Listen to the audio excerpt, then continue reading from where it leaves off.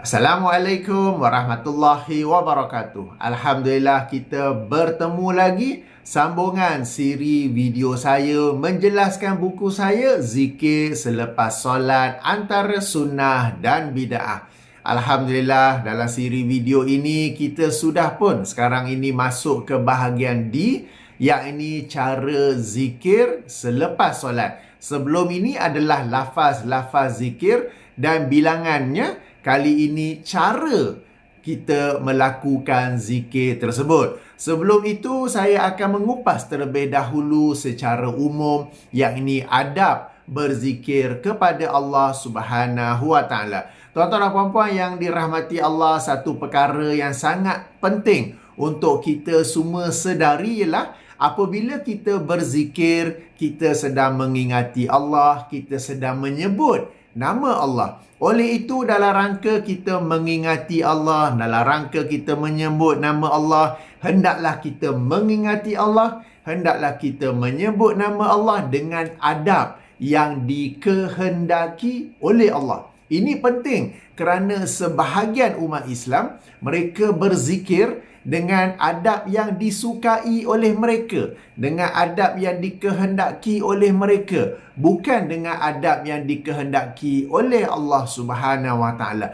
Bagi mereka, asalkan ia bagus, maka okey sahaja. Padahal kita bukannya sedang menyebut-nyebut nama isteri kita, kita bukannya menyebut-nyebut nama anak kita, bukannya menyebut nama kawan, bukannya mengingati ahli keluarga, tetapi kita sedang mengingati, kita sedang menyebut nama Allah Subhanahu Wa Taala. Kita sedang menyebut, sedang mengingati sifat-sifat Allah Subhanahu Wa Taala. Maka hendaklah kita melakukannya dengan adab, dengan cara yang dikehendaki oleh Allah Subhanahu Wa Taala. Zikir ini termasuk dalam ibadah. Dan sekali lagi, apabila kita sebagai hamba beribadah kepada Allah, hendaklah kita beribadah sebagaimana Allah mahu dirinya diibadahi, bukan sebagaimana kita yang mahu melakukan ibadah tersebut. Ini adalah satu salah faham yang berlaku di kalangan sebahagian umat Islam. Mereka beribadah kepada Allah dengan cara yang mereka kehendaki. Mereka berzikir kepada Allah dengan cara yang mereka kehendaki. Mereka berdoa kepada Allah dengan cara yang mereka kehendaki. Sampai kita tertanya-tanya, siapa yang sebenarnya Tuhan? Allah kah Tuhan? Atau diri kamu itu yang Tuhan? Kalau Allah yang Tuhan, kalau kamu beribadah kepada Allah, kalau kamu berzikir kepada Allah, kalau kamu berdoa kepada Allah, maka lakukanlah ia sebagaimana yang dikehendaki oleh Allah. Jika kamu menganggap diri kamulah Tuhan, meskipun mereka tidak menyebut secara lisan, tetapi jika mereka menganggap diri mereka itulah Tuhan, sebab itu mereka beribadah dengan apa yang mereka suka, mereka beribadah dengan cara yang mereka suka, mereka berzikir dengan cara yang mereka suka, dengan lafaz yang mereka suka, mereka berdoa dengan cara yang mereka suka. Dan bila kita tegur, mereka kata apa? Apa salahnya? Benda ini baik. Baik mengikut ukuran nafsu diri mereka, bukannya mengikut ukuran Allah Subhanahu Wa Taala. Sebab tu saya kata, seolah-olah diri mereka itulah Tuhan, seolah-olah mereka beribadah, berzikir dan berdoa kepada diri sendiri. Tentang adab-adab ini jugalah apabila seseorang itu berzikir kepada Allah bukan dengan adab yang dikehendaki oleh Allah, maka mereka itu sebenarnya berlaku biadab terhadap Allah Subhanahu Wa Taala. Tuan-tuan dan puan, zikir ini adalah satu ibadah yang mudah yang boleh kita lakukan pada bila-bila masa, kecuali apabila dalam tandas lah kan. Maka apabila kita melakukannya dengan lafaz yang betul, dengan adab yang betul, ia dapat menjadi amal soleh yang besar kepada kita di dunia dan besar manfaatnya di hari akhirat kelak. Baik, itu sebagai mukadimah adab berzikir. Terdapat beberapa dalil daripada Al-Quran dan As-Sunnah tentang adab berzikir. Kita sekarang di dalam buku ini, kalau muka surat 87, ayuh kita mengkaji dalil yang pertama. Dalil pertama ialah ayat 205 surah Al-A'raf, surah yang ke-7, ayat 205. Ayuh kita baca dan kemudian kita tadabbur ayat ini ya. Allah Subhanahu Wa Taala berfirman, Wazkur rabbaka fi nafsika tadarru'an wa khifatan wa dunal jahri minal qaul minal qawli bil ghuduwi wal asali wa la takum minal ghafilin. Bermaksud, dan berzikirlah kepada Tuhan kamu dalam diri kamu sendiri dengan merendah diri dan takut, dengan tidak mengeraskan suara pada waktu pagi dan petang, dan janganlah kamu menjadi dari kalangan orang-orang yang lalai. Firman Allah, wazkur, di kalangan para ahli tafsir terdapat beberapa pandangan. Pandangan pertama berkata ia adalah doa. Maksud wazkur di sini ialah berdoalah. Pandangan ini dianggap kurang tepat kerana jika yang dimasukkan ialah doa, maka Allah SWT telah pun berfirman ataupun menerangkan adab berdoa dalam surah Al-A'raf juga, surah yang ke-7 ayat nombor 55. Ayuh kita baca surah ke-7 ayat nombor 55. Ud'u rabbakum tadarru'an wa khufyah innahu la yuhibbul mu'tadin wa la tufsidu fil ardi ba'da islahiha wad'uhu khawfan wa tama'a inna rahmatallahi qaribum minal muhsinin. Bermaksud, berdoalah kepada Tuhan kamu dengan merendah diri dan perlahan. Ataupun dengan perlahan. Sesungguhnya Allah tidak suka kepada orang-orang yang melampaui batas. Sambung ayat 56. Dan janganlah kamu berbuat kerosakan di bumi sesudah Allah menyediakan segala yang membawa kebaikan padanya. Dan berdoalah kepadanya dengan perasaan bimbang kalau tidak diterima, dan juga dengan perasaan berharap supaya dimakbulkan. Sesungguhnya rahmat Allah itu dekat kepada orang-orang yang memperbaiki amalannya. Okey, demikian terjemahan ayat 55 dan 56 surah Al-A'raf. Tentang tafsiran lanjut dua ayat ini telah saya hurai secara panjang lebar dalam buku saya yang lain, soal jawab adab-adab berdoa. Sila rujuk di sana ya. Jadi secara ringkasnya berdasarkan ayat ni juga, berdoa adalah secara perlahan.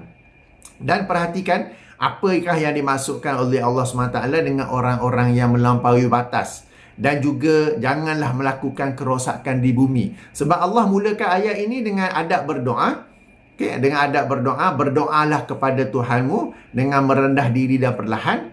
Kemudian Allah kata tak suka orang yang melampaui batas, dan jangan buat kerosakan. Kemudian Allah sambung lagi, wad'uhu khaufan wa tama'a, dan berdoalah kepadanya dengan perasaan bimbang dan berharap. Kenapa mula-mula doa, di akhirnya doa, tengah-tengah tu ada pula berkaitan dengan jangan melampaui batas dan jangan melakukan kerosakan. Apakah kaitan dua ini dengan doa? Okay? Sila rujuk buku saya.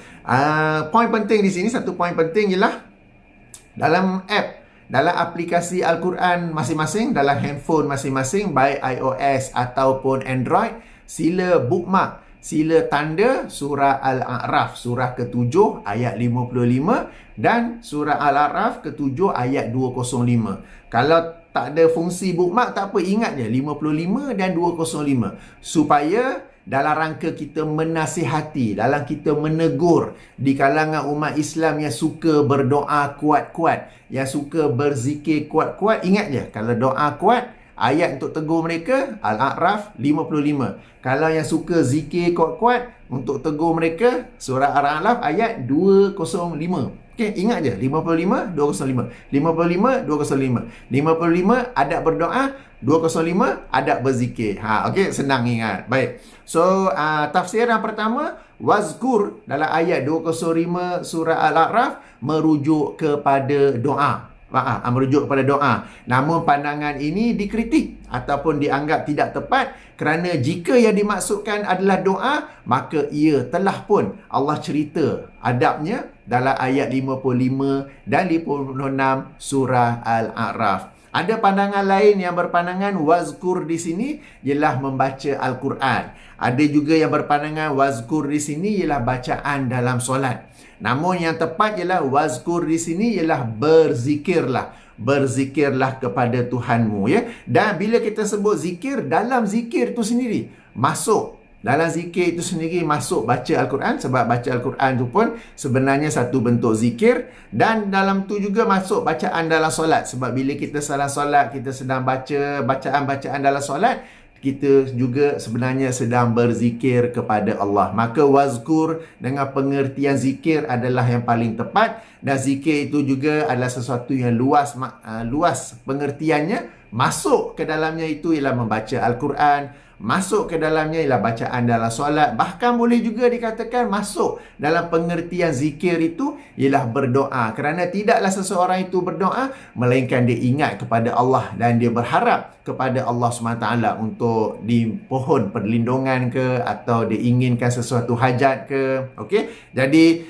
sengaja saya cerita panjang sikit bahawa ada beberapa tafsiran tentang perkataan wazkur di sini. Maka yang tepat ialah ia bermaksud berzikir, ya. Dan berzikirlah kepada Tuhanmu. Seterusnya fi nafsika, dalam diri kamu. Bererti zikir ni adalah secara bersendirian, bukanlah secara berjamaah, baik secara serentak. Serentak ni dalam bahasa Inggeris disebut sebagai unison, mahupun berasingan. Masing-masing zikir kuat tapi tak serentak, masing-masing dengan bacaan saya.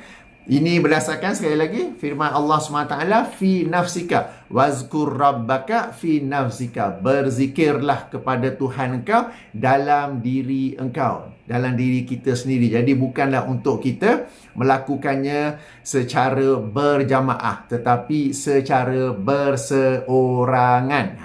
Sebab salah satu cara adab zikir yang tersebar di kalangan masyarakat ialah mereka suka berzikir secara berjamaah kerana syok. Apa beza dengan orang yang dengar konsert Linkin Park dan mereka pun bernyanyi secara berjamaah, mereka pun syok juga?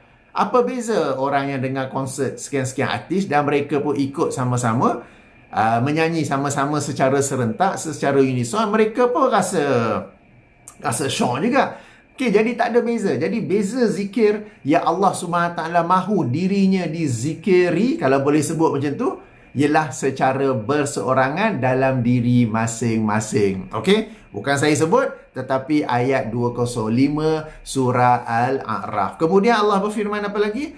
Tadarru'an wa khifatan. Okey, dengan merendah diri dan takut. Kenapa nak rendah diri? Kenapa nak takut? Sebab bila kita sedang berzikir, kita sebenarnya sedang menyebut-nyebut nama Allah, sifat-sifat Allah yang maha agung, maha besar. Kita bukan sebut nama ahli keluarga, bukan sebut nama kawan, bukan sebut nama saudara mara, tapi menyebut nama Allah yang maha agung, maha besar, yang saya pun tak dapat nak sebut how to describe kan, tapi saya yakin tuan-tuan dan puan-puan faham kan. Jadi bila kita nak sebut tu, kita dengan penuh rasa rendah diri, penuh rasa takut. Jadi inilah yang zikir, yang adab berzikir yang sepatutnya ada dalam diri setiap Muslim apabila kita berzikir, ya.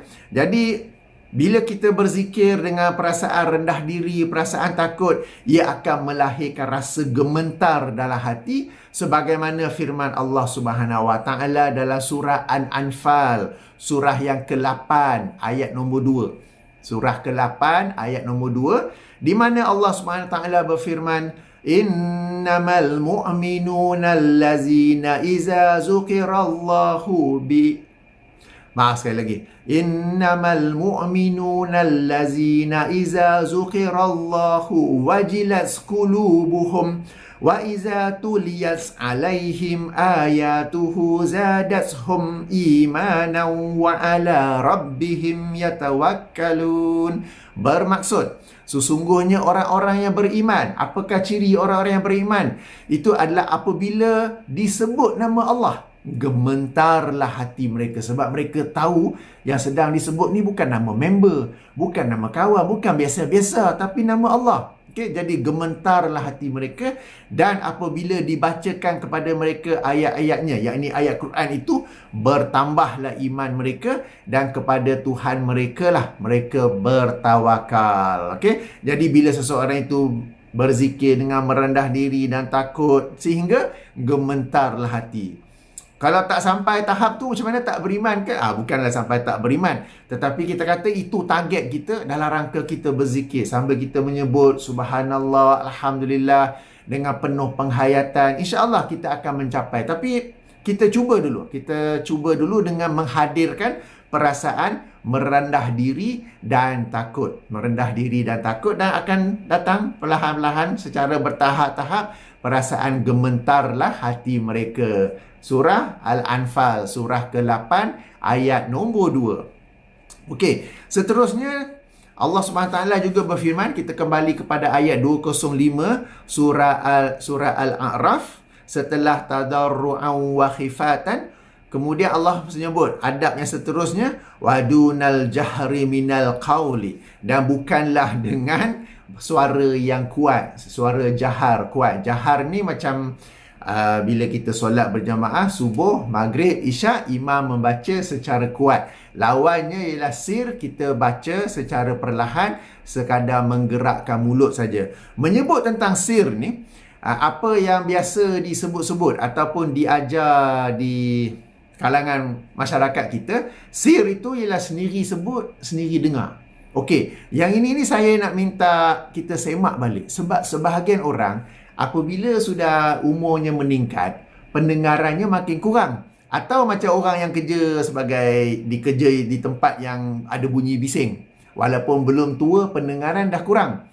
Macam saya pun dulu-dulu zaman muda-muda, kita kena buat, kita panggil external check. Maknanya sebelum flight kan, sebelum flight pilot kena turun, tengok tayar, tengok enjin, tengok sayap, apa gitu kan. Jadi di luar tu bunyi bising. Dulu tak ada undang-undang, tak ada regulation kena pakai earplug. Jadi bila jalan tu bunyi bising, lama-lama boleh merosakkan ataupun mengurangkan pendengaran.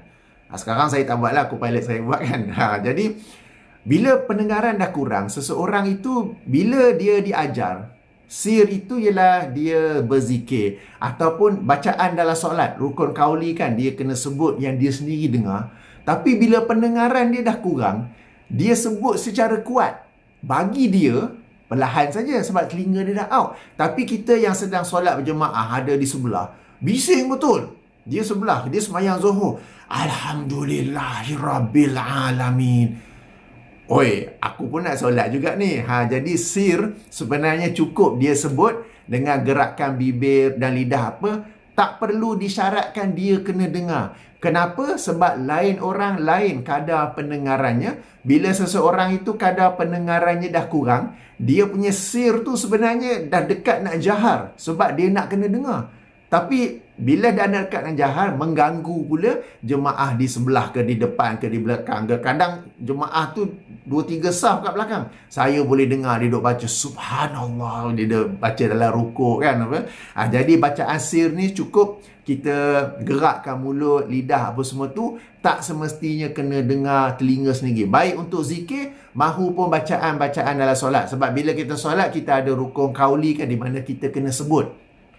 Sebut surah Al-Fatihah, bacaan-bacaan yang rukun tu kita kena sebut, betul tak? Dan sebut tu kita diajar, kita kena dengar.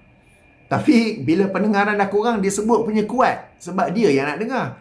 Dia dengar pelan. Orang sebelah tu awal, Mamat sebelah ni kuat betul kan, mengganggu kita hendak solat ya. Jadi adab berzikir, kembali kepada azab berzikir, ialah wadunal jahar minal qawli. Hendaklah kita berzikir dengan suara yang perlahan, bukan dengan suara yang kuat. Siapa yang larang ni? Geng Wahabi ke larang berzikir dengan suara yang kuat? Tidak. Allah Subhanahu Wa Ta'ala yang melarang. Waduna, dan bukan al-jahr kuat minal qawli, daripada suara, bukan dengan suara yang kuat. Sebab bila kita larang zikir yang kuat ni, lazimnya yang dituduh tu Wahabi lah tu. Padahal bukannya Wahabi, tetapi ia adalah larangan Allah Subhanahu Wa Ta'ala dalam ayat 205 surah Al-A'raf itu sendiri, termasuk dalam adab-adab berzikir. Okey, jadi zikir ni secara asasnya, secara asasnya ialah perlahan. Cukup diri sendiri yang gerakkan mulut dan lidah.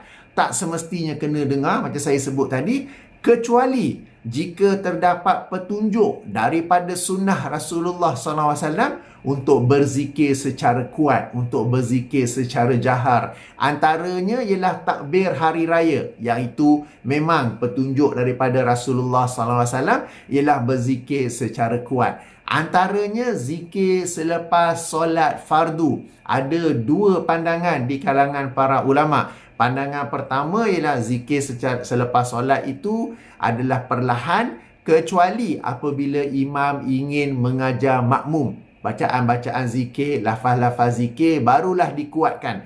Bila makmum dah pandai, maka ia diperlahankan. Ini pandangan pertama. Pandangan kedua, ia memang terus-menerus secara kuat. Terus-menerus secara kuat. Ini nanti insyaAllah bila kita masuk bab tu, saya akan berikan dalil-dalilnya. Cuma ini sebagai mukadimah kepada rakan-rakan sunnah saya, sebab rakan-rakan di kalangan para pecinta sunnah ada juga yang salah faham dalam bab ni.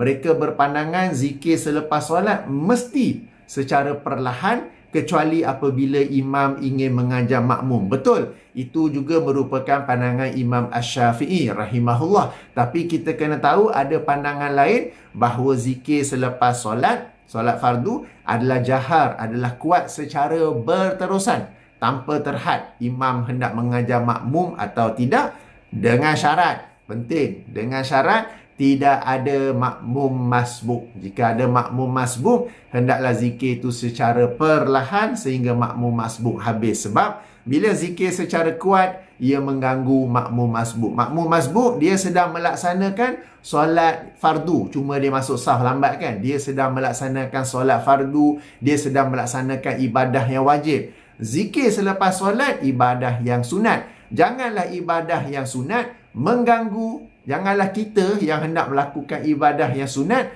mengganggu sesama Muslim, sesama saudara kita yang sedang melaksanakan ibadah yang wajib. Sangat dikesali di kalangan umat Islam, di kalangan imam-imam, mereka tak kisah langsung sesama umat Islam. Asalkan zikir secara kuat, diri sendiri syok, okey. Tak kisah ada makmum masbuk atau tidak. Padahal dia sedang buat ibadah yang sunat. Zikir selepas solat, ibadah yang sunat.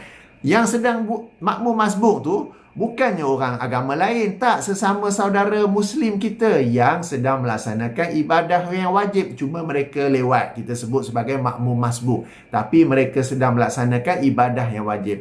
Mereka hendak melakukannya, sangat-sangat terganggu kerana imam berzikir kuat, kena pula dengan mikrofon, kena juga dengan berlagu, berirama dengan unison. Unison ni apa? Sebut serentak ya.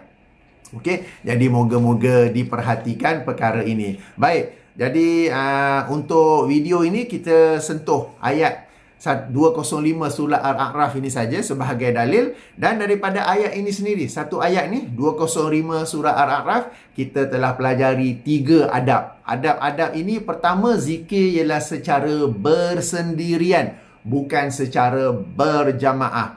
Kedua, berzikir itu hendaklah dengan merendah diri dan takut, sehingga target kita gementarlah hati. Dan kalau kita faham ya, merendah diri, takut sehingga gementarlah hati, kita tak akan berzikir dalam suasana berirama, dalam suasana berlagu, dalam suasana berdansa, konsert dan sebagainya. Macam mana ya? Subhanallah walhamdulillah wa la ilaha illallah wallahu akbar. Subhanallah. Saya mau tahu, dulu-dulu saya buat juga. Dulu-dulu saya ni orang Malaysia juga, saya pun berzikir macam tu kan. Especially yang tahlil, yang tukar gear tu. Afdalu zikir la ilaha illallah, la ilaha illallah, la ilaha illallah, la ilaha illallah. Ini gear pertama. Lepas tu masuk gear kedua. La ilaha illallah, la ilaha illallah, la ilaha illallah. Lepas tu masuk zikir ketiga. La ilaha illallah, la ilaha illallah, la ilaha illallah. Masuk zikir keempat. La ilaha illallah, la ilaha illallah. Masuk zikir kelima, tinggal yang last je. Illallah, illallah, illallah, illallah. Lepas tu nasi minyak pun, nasi biryani semua dah keluar. Okey, tepuk tangan, stop. Sebab tu saya kata biadab terhadap Allah Subhanahu Wa Taala. Berzikir dengan cara sedemikian ya. Okey, jadi kita faham adab kedua ni merendah diri, takut sampai gementarlah hati ya, kita tak akan berzikir dalam suasana berirama, berlagu, berdansa, berkonsert dan sebagainya, tapi sebaliknya dengan penuh kekhusyukan, penuh merasa rendah diri, takut ya. Dan adab ketiga bukan dengan suara yang kuat. Ini suara kuat tau, bukan dengan suara kuat. Sekarang ni bukan sekadar suara kuat tapi siap pakai mikrofon lagi. Okey. Bila kita tegur dikatakan inilah Wahabi, tak suka orang berzikir, melarang orang zikir. Padahal yang kita tegur itu adalah berdasarkan ayat 205 surah Al-A'raf. InsyaAllah kita jumpa lagi. Kita baca pula dalil yang kedua tentang adab berzikir insya-Allah ya. Jadi sehingga sini saja dahulu. Subhanakallahumma wa bihamdika asyhadu an la ilaha illa anta astaghfiruka wa atubu ilaika. Assalamualaikum warahmatullahi wabarakatuh.